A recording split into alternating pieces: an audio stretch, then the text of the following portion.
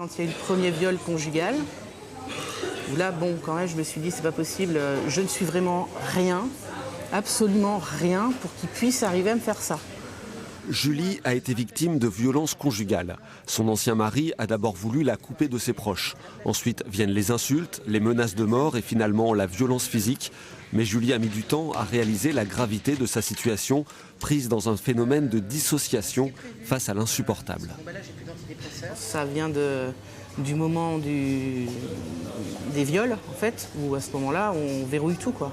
On voit la scène de l'extérieur.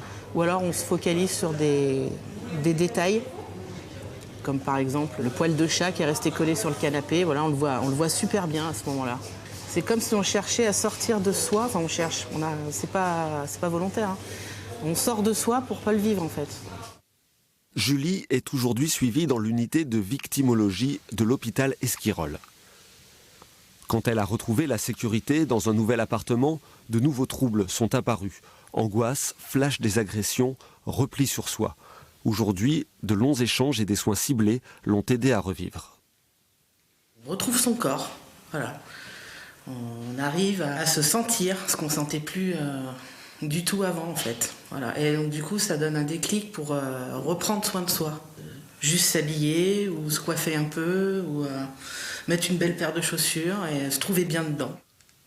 Mais toutes les victimes de violences ne viennent pas encore chercher de l'aide. Il y en a parce qu'elles ne sont pas prêtes, parce qu'elles pensent que c'est du blabla, parce que la difficulté, c'est de savoir parler de ses émotions tout en voulant porter plainte, sans porter plainte, et que peut-être ça va se passer, ça va s'oublier.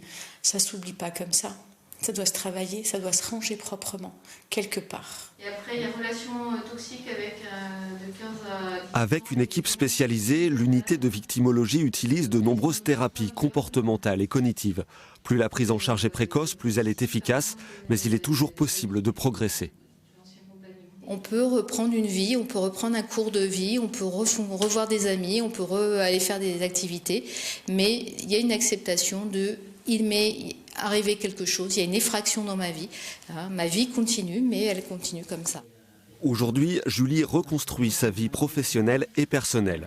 Il y a eu ici 69 nouvelles prises en charge en 2021, 65 femmes et 4 hommes. C'est ça, Julie. C'est que vous avez pu mettre encore autre chose en place. Parce que je suis dans un